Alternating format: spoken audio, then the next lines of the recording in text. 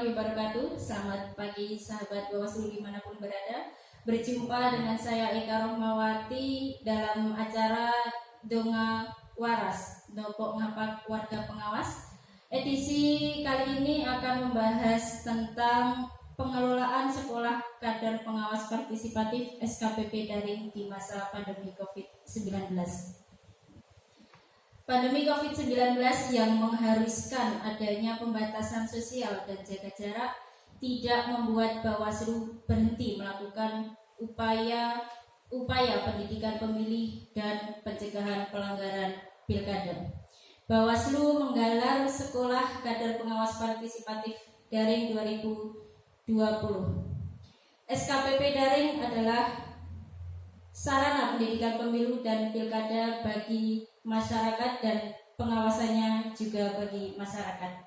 Kali ini saya tidak sendirian karena ada narasumber, beliau Bapak Badri Zaman SPDI selaku Koordinator Divisi Pengawasan dan Hubungan Antar Lembaga Bawaslu Kabupaten Kebumen. Selamat pagi Pak Badrus. Selamat pagi Pak. Sehat Pak? Alhamdulillah. Ini Mbak Eka Pak. Eka ya. Baik Pak, ini nanti kita akan berbincang-bincang terkait SKPP lebih dalam. Mungkin Pak untuk yang pertama saya akan menanyakan terkait dengan tujuan SKPP itu sendiri. Ya, tujuan SKPP kalau dilihat dari nama ya, nama Sekolah Kader Pengawas Partisipatif, ini tujuannya jelas. Bawaslu ingin mencetak atau melakukan pengkaderan pengawas partisipatif. Nah, pengkaderan ini sebetulnya dilakukan setiap saat ya. Cuma SKPP ini menjadi timing tersendiri, menjadi semacam kursus tersendiri gitu yang dikelola secara sistematis dan penuh perencanaan dari Bawaslu, sehingga tujuannya adalah lebih kepada kader yang betul-betul memiliki pengetahuan pengawasan kepemiluan atau lebih tepatnya memiliki keterampilan atau skill dalam melakukan pengawasan pemilu atau pemilihan gitu. Jadi secara lebih khusus itu tujuannya, tapi secara umum adalah Bawaslu sedang melaksanakan kewajibannya, diantaranya adalah kewajiban melibatkan masyarakat dalam pengawasan pemilu maupun pengawasan pemilihan kepala daerah. Begitu. Baik Pak, tadi sudah dapat saya simpulkan bahwa di situ bahwa pengawasan berbasis masyarakat gitu. Ternyata pengawasan itu tidak hanya milik atau di jajaran Bawaslu saja, tetapi juga masyarakat berhak untuk mengawasi baik di tahapan pemilu maupun pilkada, begitu. Kemudian untuk jumlah pendaftar sendiri di Kabupaten Kebumen ada berapa? Jumlah pendaftar di Kabupaten Kebumen 93, namun pada proses seleksi administrasi persyaratan itu yang tidak memenuhi syarat 4, sehingga jumlah yang diterima untuk melaksanakan pembelajaran adalah 89. Jadi cukup banyak kalau melihat jumlahnya ya, yang tersebar di 22 kecamatan. Di Jawa Tengah sendiri juga cukup banyak kalau dibandingkan dengan provinsi lain. Kalau tidak salah yang diterima 2.667 kalau tidak salah, saya nggak begitu hafal jumlahnya. Dari jumlah nasional 20.055 peserta yang diterima. Jadi memang sangat banyak gitu Pak. Sampai 20 ribuan ini ya, secara nasional. Kemudian untuk Bawaslu provinsi sendiri sekitar 2.000 lebih. Kemudian untuk yang Kabupaten Kebumen tadi sudah ada 4 pendaftar yang tidak memenuhi syarat. Itu kira-kira karena apa Pak? 4 pendaftar itu? Ada yang daftar 2 kali gitu. Karena ini sistemnya pendaftaran daring ya, online semua ya. Barangkali ada kesalahan teknis begitu dalam mendaftar, sehingga ada yang 2 kali, kemudian ada yang tidak memenuhi syarat umur, karena syarat minimal kan 17 tahun dan maksimal adalah 30 tahun gitu. Ada lebih dari 32 tahun ya lebih, jadi tidak memenuhi syarat. Baik, kemudian yang lolos administrasi sebanyak 29 peserta. Kemudian untuk tahap-tahap yang perlu dilakukan peserta ini apa saja, Pak? Yang lolos 89 peserta ya. Ini sifatnya sebetulnya seperti pendaftaran ya, seperti konsep pengawasan partisipatif. Jadi sekolah ini pun sifatnya sukarela. Jumlahnya 89. Sehingga yang lolos administrasi pun sebetulnya pada prinsipnya tidak ada kewajiban untuk harus mengikuti pembelajaran secara utuh sekolah kader pengawasan partisipatif gitu, karena sifatnya sukarela. Nah, kemudian sistemnya ada 3 ya, atau tahapnya atau stepnya ada 3. Step SKPP yang pertama adalah pembelajaran atau pendidikan audiovisual.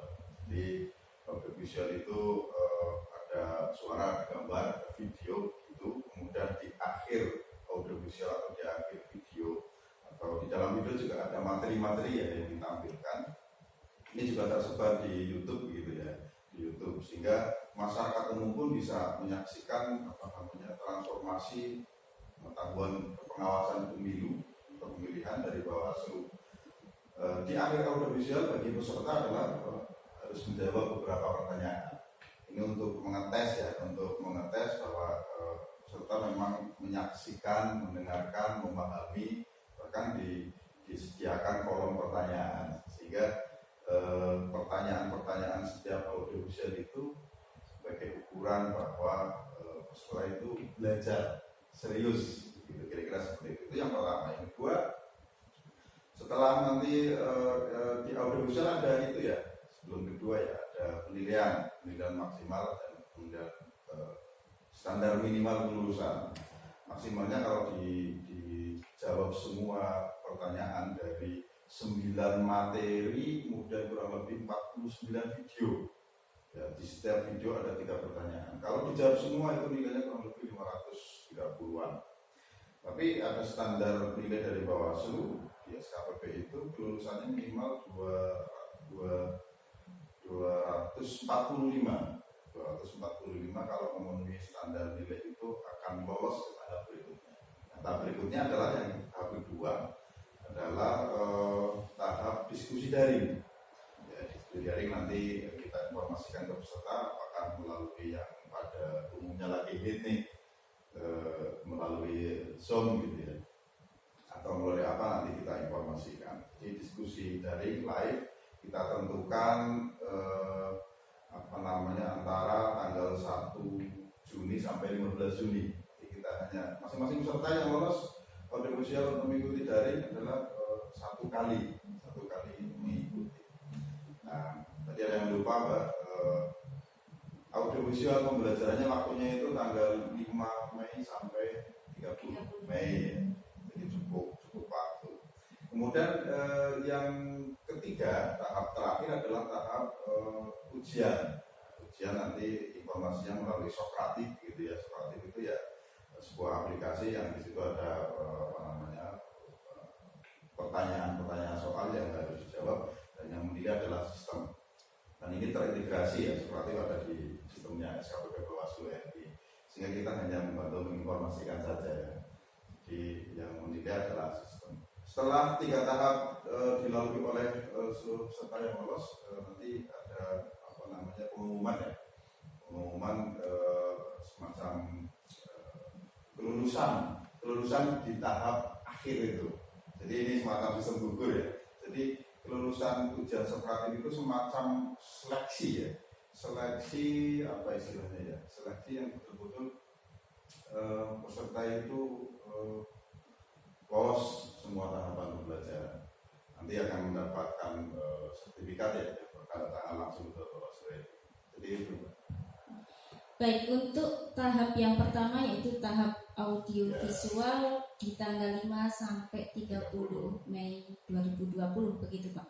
Tetapi di sini peserta mempunyai kemudahan karena ini kan daring. Jadi bisa dilakukan di mana saja dan bisa kapan saja sepanjang waktunya masih di batas itu. Begitu. Kemudian untuk pembelajaran sendiri Pak, peserta itu bisa masuk ke sistem itu bagaimana Pak caranya?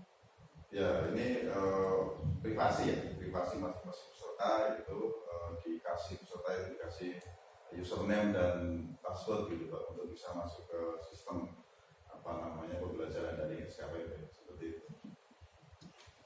Kemudian ini saya selipkan terkait dengan penundaan pilkada yang awalnya di bulan September kemudian ini ditunda menjadi Desember begitu Pak. Tetapi ini kan ada perpunya, Perpu nomor 2 tahun 2020. Di situ mungkin Bapak bisa menginformasikan isinya seperti apa Pak di Perpu tersebut. Ya, Perpu ini sebagai legalitas formal ya, penundaan pilkada secara resmi atau penundaan tahapan pilkada secara resmi. Yang awalnya kita di bulan September ya, kemudian di Perpu itu disebutkan Desember, kira-kira yang sudah dipaparkan KPU kita saksikan bersama ya tanggal 9 Desember 2020 ini.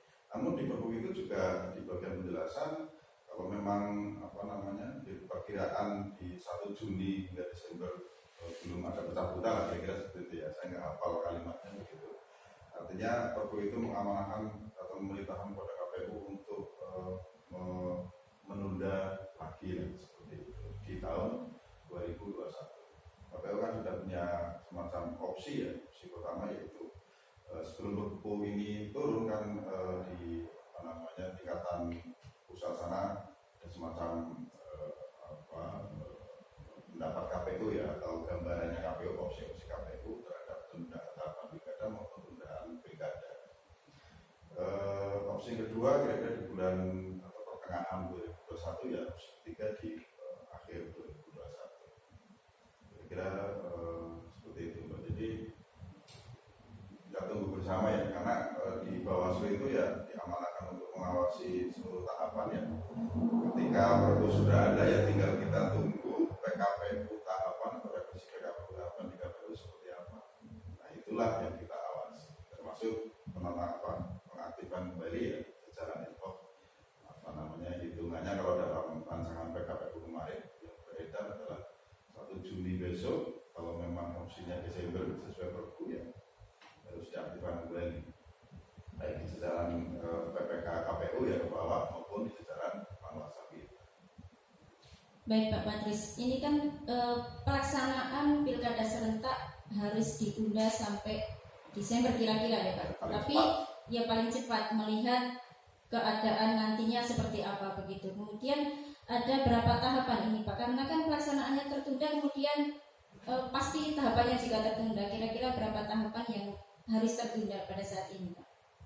Ya, saya kira Perpu itu juga menggambarkan gitu ya, menggambarkan untuk melanjutkan tahapan yang tertunda. Tahapan yang tertunda kemarin kan ada 3 atau 4 yang bervariasi ya, karena di tahapan tidak semua sama. Misalnya di calon perseorangan kemudian tidak ada yang daftar, maka tahapan yang ditunda menjadi 2 atau 3. Bahkan di Bumen yang seharusnya secara nasional penundaan pelantikan PPS ya, Bumen tetap melantik dengan sudah berkoordinasi terlebih dahulu dengan pemerintah daerah dan aplikasi atau implementasi dari SES KPU yang memang membolehkan dengan syarat-syarat tertentu begitu. Nah, tahapan lain yang ditunda adalah kalau verifikasi perseorangan secara jumlah perseorangan tidak ada ya, memang tidak ada. Kemudian pembentukan PPDB atau petugas pemutahiran dan pemilih ya, ini untuk melaksanakan coklit, sehingga 3 tahapan itu yang dilanjutkan kembali pada awal Juni nanti. Untuk kita gambarannya di Kabupaten Bumen yang dilanjutkan ya tinggal coklit sebelum coklit kan ada penyerahan bahan coklit atau bahan sinkronisasi DP4 dan DPT terakhir kepada PPK PPS. Itu kita mulai mengawasi. Kemudian setelah itu ada pembentukan PPDB juga kita awasi. Kemudian aplikasi atau pelaksanaan coklit itu juga kita awasi. Selanjutnya tahapan yang memang belum ditunda kan memang berlanjut ya, seperti pendaftaran calon, kemudian kampanye, pengadaan logistik, kemudian pemungutan dan rekap. Kan itu saja tahapan-tahapannya. Kemudian ad hoc termasuk Panwascam kemudian PKD ini kan sedang dinonaktifkan sementara begitu. Tetapi Bawaslu tetap menggandeng Panwascam dan PKD untuk tetap mengawasi selama masa pandemi ini. Secara formal PPK, Panwascam dan PPDK ya, pengawas desa kita sedang dinonaktifkan secara formal. Yang itu berdampak pada tidak mendapatkan honor begitu, kira-kira seperti itu. Tetapi secara substansi kita tetap menggandeng teman-teman Panwascam dan pengawas desa untuk tetap melakukan pengawasan ya. Utamanya kemarin sebelum terbit Perpu ya, Perpu nomor 2 tahun 2020, hingga meskipun kurang lebih 1 bulan lebih dinonaktifkan, tetap kita komunikasi melalui grup dan sebagainya untuk tetap melakukan pengawasan. Karena sebelum terbit Perpu, tahapan yang sebelumnya kan tetap berlaku ya. Misalnya himbauan kepada bupati untuk tidak melakukan mutasi kan tetap berlaku. Tetap kita awasi 6 bulan, selama 6 bulan sebelum pencalonan, sebelum Perpu ya. Kemudian netralitas ASN, netralitas TNI Polri, kemudian netralitas Kades, tetap kita awasi. Gitu. Jadi tidak ada keterputusan emosional dan tugas-tugas yang substansi sebetulnya. Baik, berarti ini selain tahapan Bawaslu juga mengawasi non tahapan seperti tadi sudah disampaikan Pak Patris bahwa ada netralitas ASN, TNI dan Polri begitu Pak.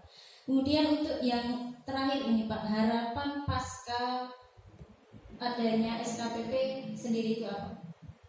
Ya harapannya ada setidaknya ada 2 ya, jangka pendek dan jangka panjang. Kalau jangka pendeknya karena kita akan menyambut pilkada ya atau pemilihan bupati pada Desember nanti paling cepat ya, kita berharap atau Bawaslu berharap